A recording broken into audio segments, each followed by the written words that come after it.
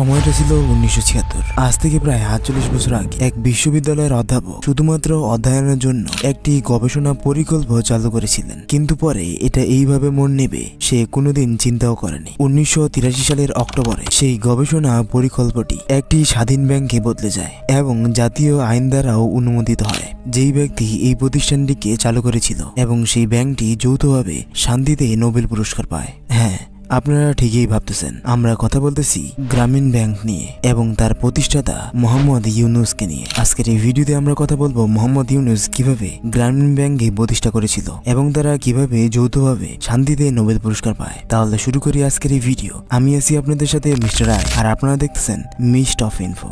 প্রথমেই জেনে আসি ডক্টর ইউনুস সম্পর্কে। ডক্টর ইউনুস জন্মগ্রহণ করেন 28 জুন 1940 সালে চট্টগ্রাম জেলার হাটহাজারীর কাপ্তাই সড়কের পাশে বথুয়া গ্রামে। তিনি ছোটবেলা থেকেই চট্টগ্রামেই বড় হন এবং চট্টগ্রাম বিশ্ববিদ্যালয়ে অর্থনীতি বিভাগে অধ্যাপনা করেন। একাধারে তিনি ছিলেন ব্যাংকার, উদ্যোক্তা, রাজনীতিবিদ এবং বর্তমানে 8 আগস্ট 2024 বাংলাদেশের অন্তঃপরিষদের উপদেষ্টা। এখন আসি তার প্রতিষ্ঠিত গ্রামীণ ব্যাংক সম্পর্কে।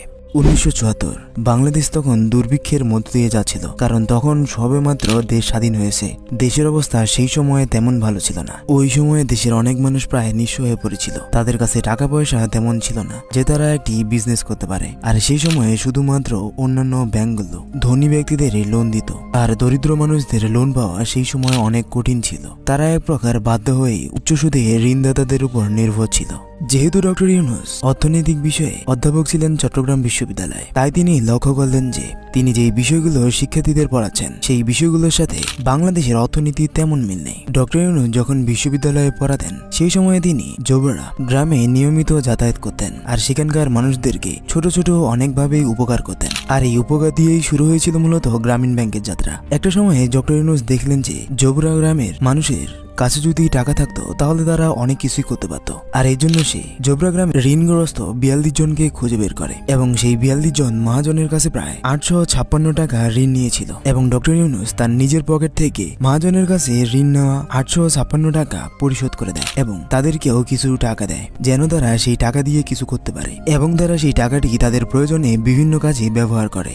তারপরে মূলত ডক্টর ইউনুস সেই গ্রামবাসীদের মধ্যে 10 জনকে ঋণ দেওয়ার জন্য সেই সময় চট্টগ্রামের জনতা ব্যাংকে নিয়ে যায়, কিন্তু জনতা ব্যাংক সেই সময় সেই 10 জনকে বিনা জামানতে ঋণ দিতে মানা করে দেয়, কারণ সেই সময়কার ব্যাংকগুলো বিনা জামানতে দরিদ্র মানুষদের ঋণ দিত না। এই কারণে সেই 10 জনকে ডক্টর ইউনুস ঋণ নিতে দিতে পারেনি। কিন্তু পরে তিনি নিজেই জমিদার হয়ে সেই 10 জনকে 8,000 টাকার ঋণের ব্যবস্থা করে দেয় এবং নির্দিষ্ট সময়ে সেই টাকাটি পরিশোধ করে দেয়। কিন্তু যেহেতু তারা নির্দিষ্ট সময়ে টাকাটি পরিশোধ করে দিয়েছিল, তাই ডক্টর ইউনুস মনে করেছিল যে হয়তো জনতা ব্যাংক এই দরিদ্র মানুষদেরকে এবার ঋণ দিবে, কিন্তু এতেও তারা ব্যর্থ হয়। আর এই কারণে সেই সময় ডক্টর ইউনুস সেই গ্রামবাসী সহ আরো অন্যান্য গ্রামের গ্রামবাসীদের সে নিজে জমিদার হয়ে ঋণের ব্যবস্থা করে দেয় এবং তাদের কাছ থেকে প্রতিদিন 1 টাকা করে সে ঋণ আদায় করে। আর এইভাবেই মূলত শুরু হয় গ্রামীণ ব্যাংকের যাত্রা। এবং পরে সে 1976 এবং 77 সালে বাংলাদেশ ব্যাংকের সাথে যুক্ত হয়ে জোবরা গ্রামের মানুষদেরকে নিয়ে একটি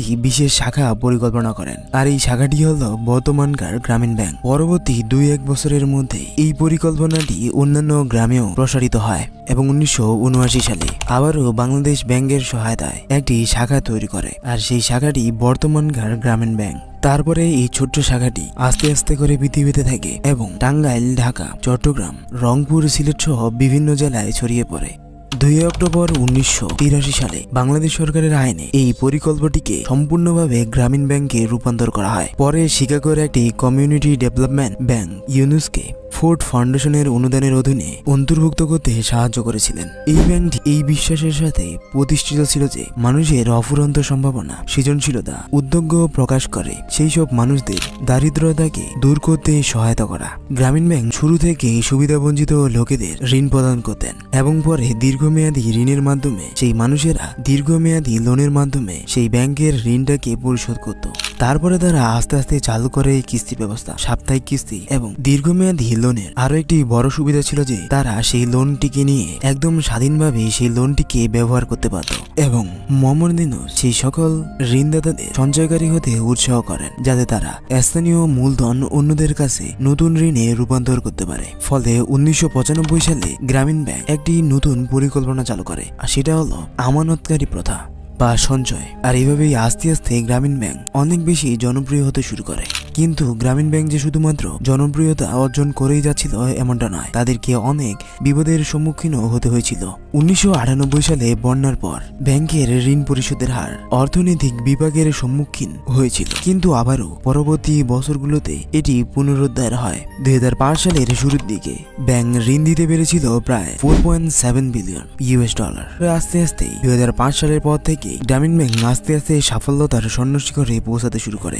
মূলত গ্রামীণ ব্যাংকের ঋণ গ্রহীতা বেশিরভাগই নারী ছিল, যা সেই সময়ে নারীদের অর্থনৈতিক স্বাধীনতা এবং সামাজিক অবস্থা উন্নয়নে সাহায্য করেছিল। মূলত গ্রামীণ ব্যাংক শুরুর দিকে নারীদেরকেই ক্ষুদ্র ঋণ প্রদান করত। এর পেছনে অনেকগুলোই কারণ রয়েছে, কারণ নারীরা ঘরে বসে ক্ষুদ্র ক্ষুদ্র ব্যবসা যেমন পশুপালন, হাঁস মুরগি পালন, সেলাইয়ের কাজ, হস্তশিল্প ইত্যাদি বিভিন্ন ধরনের ছোট ছোট কাজের জন্য ঋণ নিত। কারণ গ্রামীণ ব্যাংক চেয়েছিল যে নারীরা পুরুষদের পাশাপাশি তারাও যেন স্বাবলম্বিত হতে পারে এবং তাদের নিজস্ব আয় দিয়ে তারা সন্তানদের শিক্ষা ব্যবস্থা, স্বাস্থ্যসেবা এবং পরিবারের আর্থিক ব্যবস্থাকে উন্নত করতে যেন এগিয়ে আসতে পারে। তাই নারীদের হাত ধরেই গ্রামীণ ব্যাংকের যাত্রা শুরু হয়েছিল। আর বর্তমানেও গ্রামীণ ব্যাংকের ঋণ গ্রহীতা সবচেয়ে বেশি নারীরাই, যেটা প্রায় 97%। তারপরে 2006 সালে গ্রামীণ ব্যাংক এবং ডক্টর ইউনূস যৌথভাবে শান্তিতে নোবেল পুরস্কার লাভ করেন। তারপরে 2008 সালের শেষের দিকে গরিবদের জন্য 7.6 বিলিয়ন ঋণ দিয়েছিল গ্রামীণ ব্যাংক। কিন্তু যখন গ্রামীণ ব্যাংক এত বছর পর সাফল্যতার স্বর্ণ শিখরে পৌঁছাতে যাচ্ছিল,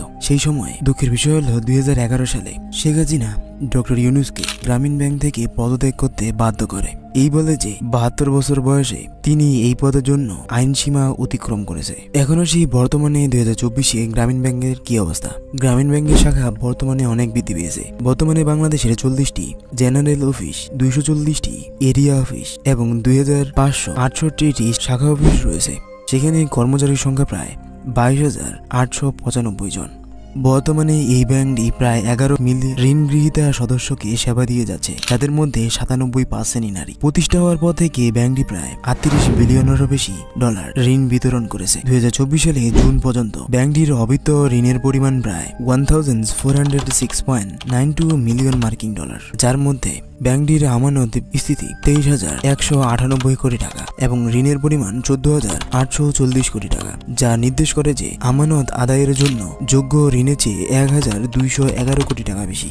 ব্যাংকের ডিপোজিট ব্যালেন্স প্রায় 1,916 মিলিয়ন মার্কিন ডলার, যা বাংলাদেশি টাকায় 2,26,027 কোটি টাকা। ব্যাংকটির ঋণ পুনরুদ্ধার হার 93%, যা অন্যান্য ব্যাংকের সিস্টেমের তুলনায় সফলতার দিক দিয়ে অনেক বেশি এগিয়ে। আর আজকের এই ভিডিওটি এ পর্যন্তই। আশা করি আপনারা গ্রামীণ ব্যাংক সম্বন্ধে অনেক কিছুই জানতে পেরেছেন। আর এরকম আরও ভিডিও দেখার ইচ্ছা থাকলে সাবস্ক্রাইব করে রাখতে পারেন এই চ্যানেলটিকে। ভিডিওটি ভালো লাগলে লাইক করতে পারেন এবং আপনাদের বন্ধু বান্ধবদের সাথে এই ভিডিওটি শেয়ার করতে পারেন। ধন্যবাদ ভিডিওটি সম্পূর্ণ দেখার জন্য।